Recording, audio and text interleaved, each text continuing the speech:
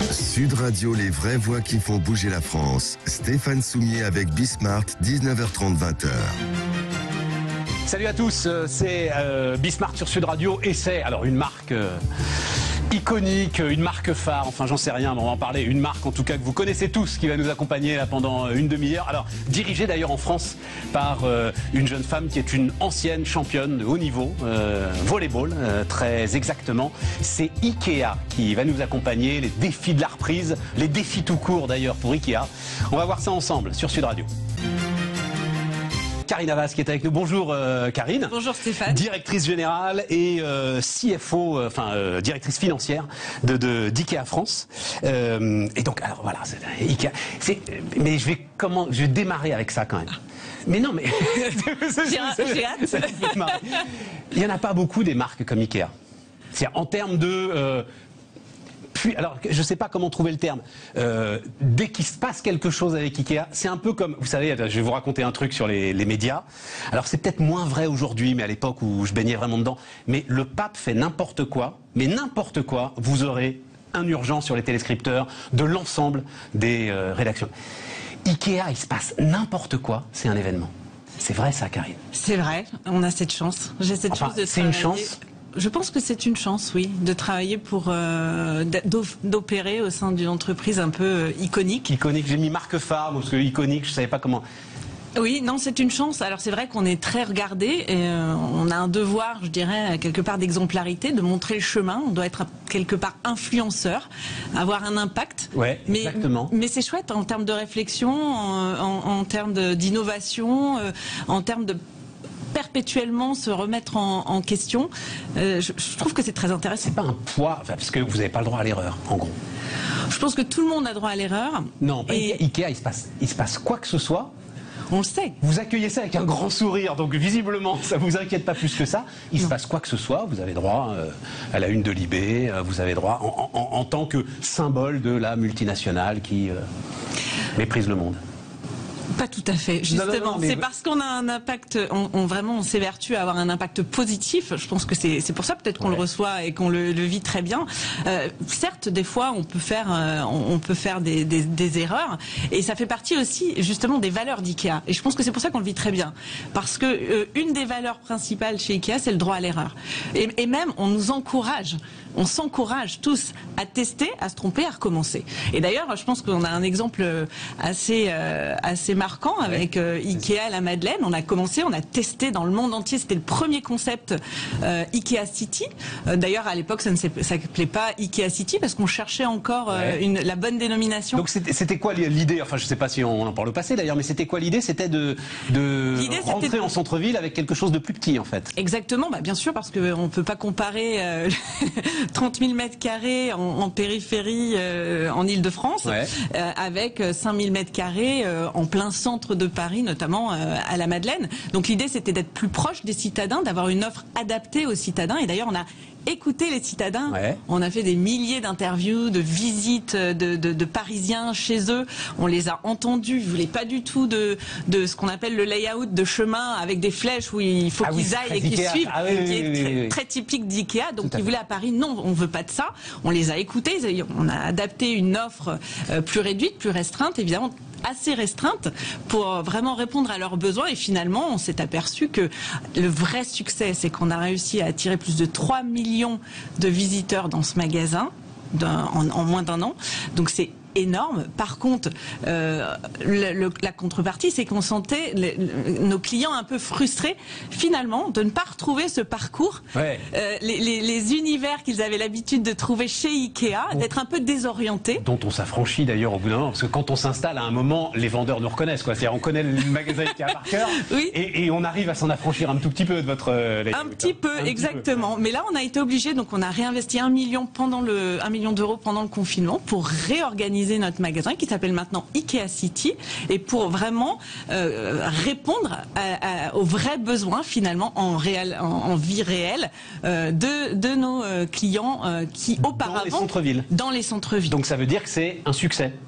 Ça veut dire que c'est le début d'un vrai succès, oui, puisque maintenant il y en a beaucoup dans le monde, voilà, notamment au Japon, aux États-Unis, en Angleterre. Donc ça a été. Et on pourra dire que c'est à Paris que ça a commencé. Exactement, et on peut dire que ça a commencé en 2019 à Paris, en mai 2019, très exactement. Et juste un mot encore sur IKEA, parce que mais évidemment vous avez vu ça, forcément, des études sur la solidité du couple quand on visite.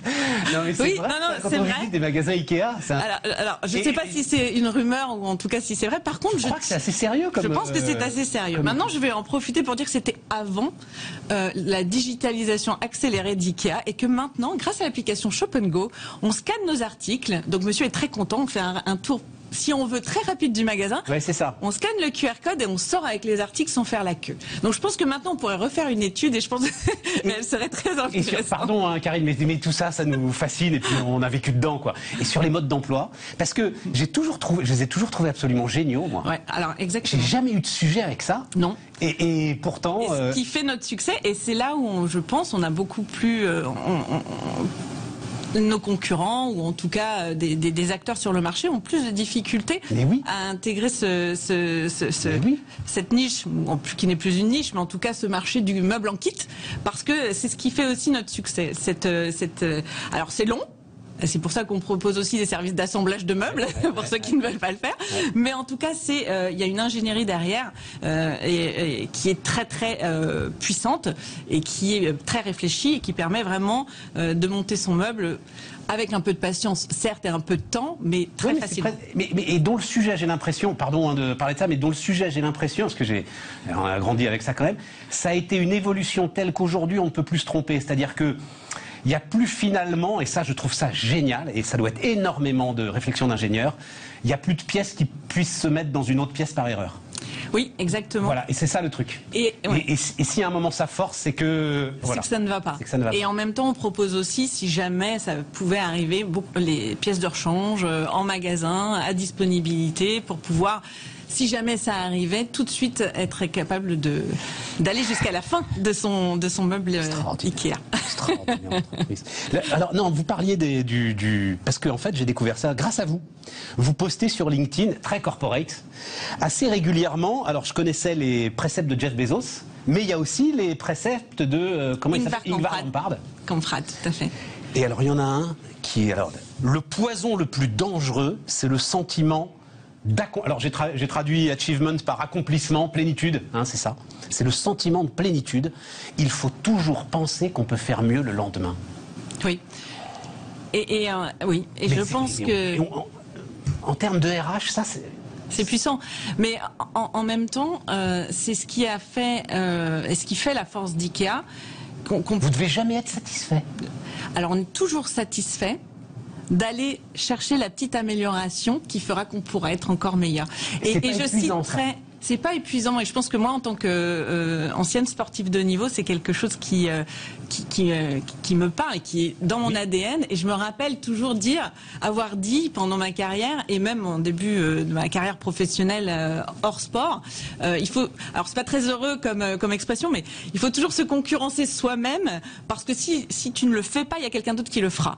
Et je pense que ça, c'est très présent, alors c'est présent moi en tant que personne, mais c'est très présent dans l'entreprise IKEA, et ça a été vraiment, c'est l'expression que vous citiez qui est en anglais, qui est vraiment très percutante, elle est vraiment dans l'ADN, dans la culture de cette entreprise. Et c'est pas qu'on n'est jamais satisfait, au contraire. Karine, vous avez été capitaine de l'équipe de France de volley, grande championne de volley. On n'est pas tous des sportifs de haut niveau. Non. Je comprends parfaitement que ça aille à la sportive de haut niveau que vous avez été et que vous restez en fait à la tête d'IKEA. Mais nous, on n'est pas comme ça. Et on a besoin à un moment de se dire waouh, c'était génial, et puis de se reposer sur ce qu'on a fait. Mais vous avez raison. On peut tout à fait célébrer les succès et les victoires, mais on peut aussi être plus que satisfait, en tirer une fierté, une satisfaction personnelle, de chaque fois aller chercher le petit plus qui fait qu'on restera toujours dans le lead, mais c'est pas vraiment dans le lead, c'est dans montrer le chemin, vous voyez, être précurseur, créer des mouvements, et c'est ça qui crée des passionnés en fait. Karine Havas, donc la directrice générale et CFO de IKEA en France, qui nous accompagne sur Sud Radio. On se retrouve, Karine, dans quelques instants. Karine Havas, la directrice générale en France et la CFO d'IKEA. J'ai vu une réflexion, alors, parce que Jeff Bezos est célèbre aussi pour ses maximes de management, et il a dit un jour, il regardait les classements de Best Place to Work, etc. Il a dit un jour, si on se retrouve un jour dans un de ces classements, c'est que l'entreprise est foutue. Oui. Mais vous n'êtes pas d'accord avec ça, puisque vous y êtes dans ces classements, justement. Dans les classements. Il voulait, Bezos dit, si un jour on considère que Amazon est une best place to work, alors Amazon est foutu. Ah non, alors là, c'est pas du tout notre point de vue. Pardon, j'avais pas compris. Bien que... non, alors pas du tout. Là, pas du tout notre point de vue. Non. Il faut être best place to work. Oui. Et c'est compatible avec l'ensemble de ces engagements, là, de cette espèce de... Bien sûr, mais quel est le salarié, le collaborateur qui est le plus heureux ? Si ce n'est pas celui qui a le sentiment de participer à quelque chose de grand, de participer par ses actions à améliorer un ensemble. Je pense que c'est ça en fait la clé. Et vous voyez, on a eu pendant le confinement justement une étude qui est sortie qui a été, je pense, qui a été publiée par EY Parthenon, il me semble. L'entreprise Ikea France, deuxième meilleure entreprise aimé par les salariés. Et vous voyez, donc ça c'est pas antinomique. Toutes ces études, moi, Karine. Tout à fait. Bah, on peut prendre, on peut pas prendre. Par contre, il y a un taux d'engagement des salariés de 82% qui est pratiquement 10 points au-dessus du marché, des taux de standard du marché. Donc après on peut prendre, pas prendre, peu importe. Mais je pense qu'il y a vraiment, c'est pas antinomique. On peut être bien où on est parce qu'on a cette liberté de créer. Parce que c'est aussi ça en fait. Le fait de toujours se challenger, ça veut dire quoi? Ça veut dire que pendant la période Covid, par exemple, pendant que tous nos concurrents ou la majorité de nos concurrents étaient ouverts parce qu'on avait cette limite de 20 000 mètres carrés et que Ikea était était le seul avec 2 magasins, excepté 2 magasins fermés au public, administrativement au public. C'est ce qui a fait qu'en 5 jours, par exemple, l'équipe de direction de Montpellier, mais 9 magasins ont ouvert ce qu'on appelait Covid Pop-up Stores, ouvert au public sur 300 fois moins de surface que son magasin qui était fermé et qui s'est... Ils ont décidé ça tout seuls. Alors évidemment, on les a accompagnés. Oui, mais l'initiative, elle vient du terrain, si on faisait ça. Oui, exactement. Et pendant le premier confinement, on a eu un collaborateur qui était, je crois qu'il travaillait au service clientèle, qui a créé une application pour nous permettre de faire du click and drive safe sur rendez-vous pendant que tout était fermé. Là, c'était le premier confinement. On était vraiment sous restriction forte. Donc voilà, c'est ça. Voilà. Donc c'est ça Ikea. Alors oui, c'est vrai, on se challenge toujours, mais c'est ça qui permet de faire émerger des innovations. Et c'est ça Ikea ou c'est ça, c'est-à-dire le rôle de la directrice générale là-dedans? C'est-à-dire vous mettez dans un moule qui est ultra formaté, un peu en mode Amazon. Hein, c'est très intéressant. Hein, voilà, il y a un moule défini d'entreprise. C'est comme ça que ça fonctionne et c'est très efficace. Ou est-ce que vous gardez une dose d'autonomie? Il n'y a pas de réponse. Je pense que la réponse elle est un petit peu au milieu. Oui, il y a une vraie culture, de vraies valeurs auxquelles on adhère ou pas. C'est ça. D'ailleurs, on dit souvent, le truc, et on dit souvent qu'au bout de 6 mois, après 6 mois d'IKEA, tu quittes ou tu restes à vie. C'est les rumeurs dans l'entreprise IKEA. En tout cas, c'est vrai que la culture et les valeurs sont tellement fortes que de toute façon, il faut les incarner. On se doit de les incarner, on se doit d'y adhérer parce qu'on la vit ou pas. Ouais, mais je comprends. Et ensuite. Par contre, il y a un fort degré d'inclusion, d'acceptabilité. Tu es qui tu es, tu viens comme tu viens. Il n'y a aucun code, que ce soit social, de dress code. Il n'y a pas de code.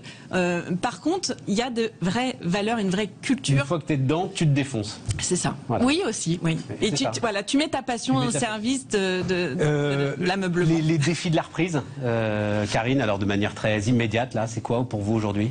Les défis de la reprise, de façon, je dirais, d'abord court terme. Très court terme, c'est d'assurer une expérience client agréable, inspirante, tout en gardant comme priorité la sécurité, la santé des collaborateurs et des visiteurs et clients. Ouais. Ça, c'est vraiment, je dirais, le premier enjeu majeur, le premier défi de réouverture. Alors, on a beaucoup travaillé pour ça parce qu'on a quand même été fermé pendant 3 mois et demi. Donc, pendant 3 mois et demi. Quand il y a la masse des clients qui veulent rentrer dans le magasin, il faut effectivement... Il faut gérer, donc bien sûr, tout ce qui est protocoles sanitaires, mais surtout il faut les accompagner. Et c'est ce qu'on a fait, c'est-à-dire qu'on a développé, on a beaucoup boosté la digitalisation, on l'a accéléré pendant tous ces mois de crise sanitaire, ce qui permet maintenant aux clients, parce qu'en fait on a beaucoup plus de visites sur ce déconfinement en ligne et en magasin qu'on l'a eu pour le premier déconfinement.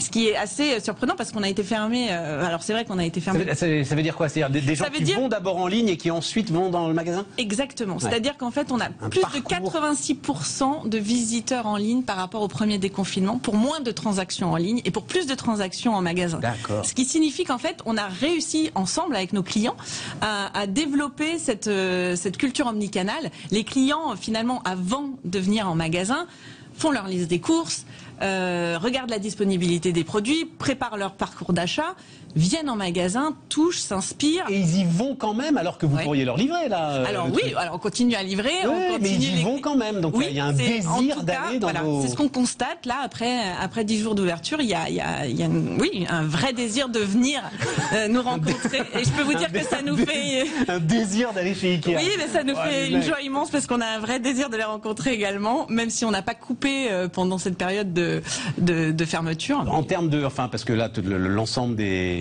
industriels, et vous l'êtes, vit au rythme des pénuries. Enfin, vous arrivez, il y a des sujets là-dessus en ce qui vous concerne. Oui, alors on a quand même cette force. Disponibilité, tout ça. Oui, alors on a connu de grosses difficultés quand même après le premier déconfinement. Aujourd'hui, on s'est préparé, on a beaucoup appris, et je pense qu'on a aussi très fortement changé notre logique logistique, si je puis m'exprimer ainsi. C'est-à-dire qu'on était vraiment sur, on avait un modèle très rodé en termes de logistique qui fait notre force, notre avantage, je dirais, concurrentiel, si je peux m'exprimer ainsi. On avait une logique de juste à temps, de juste stock. Ouais, tout à fait. Et on est passé maintenant dans une logique beaucoup plus orientée client, qui est, je dirais, mais si jamais. Si jamais on avait un nouveau confinement, si jamais on avait beaucoup plus de clients, si jamais on avait un prestataire déficient, si jamais on avait des fournisseurs qui ne pouvaient plus produire. Voilà. Donc en fait, je dirais qu'en termes de logistique, l'enjeu majeur, il est là. Il est de pouvoir faire cette balance entre un modèle, je dirais, plutôt économique, c'est-à-dire que juste à temps, juste stock, qui avait une puissance économique et qui est éprouvée, à un modèle beaucoup plus management du risque et des opportunités. Et ça, c'est important, je pense. On est vraiment passé dans une logique d'opportunité. Et c'est durable, à votre avis, Karine? Je pense qu'il faut trouver la balance. C'est une révolution. Tout à fait. Mais on s'adapte à l'environnement instable, au pic, au down, etc. Mais c'est vrai qu'il faut trouver maintenant l'enjeu majeur. C'est pour répondre à votre question, c'est vraiment de trouver cet équilibre entre le modèle économique, le modèle de gestion des risques et des opportunités. Mais c'est certain que par rapport à avant, on ne peut pas se permettre de laisser une opportunité filer. Une opportunité, c'est quoi? C'est un client qui veut acheter quelque chose? Oui, c'est une demande, c'est une vente ratée. C'est ça, parce qu'en parallèle de ce que vous décrivez là, les clients sont de plus en plus impatients. Alors oui, les clients sont de plus en plus impatients. Il y a effectivement un nouveau modèle de consommation qui s'est installé. Tout de suite, quoi. Et si je l'ai pas tout de suite, je vais aller le chercher ailleurs. C'est évident. C'est évident. Ceci étant, il y a quand même une tolérance, je dirais, de la part du client. Si alors toujours pareil, si la livraison je dirais, respecte une certaine norme en qualité de développement durable, si je suis livré en électrique, si on me prévient, il y a quand même je pense pas qu'il y ait une zéro tolérance. Malgré, alors parce que c'est là-dessus que je veux finir, je suis frappé par la concurrence qui est en train de naître partout, c'est-à-dire la digitalisation, pour le coup, des modes de fabrication, des modes de vente, et tout, fait jaillir du côté du meuble des choses mais vraiment passionnantes, intéressantes, des jeunes entrepreneurs qui partent, les barrières à l'entrée se sont quand même effondrées. Il y a une nouvelle concurrence là pour vous aujourd'hui qui va peut-être nécessiter plus d'agilité, plus de créativité? Non, je pense que je vais revenir à mon discours du départ. C'est-à-dire c'est-à-dire que on se concurrence soi-même avant de laisser l'opportunité à d'autres de nous concurrencer. Karine Havas, donc, qui était avec nous, directrice générale et CFO d'IKEA pour la France.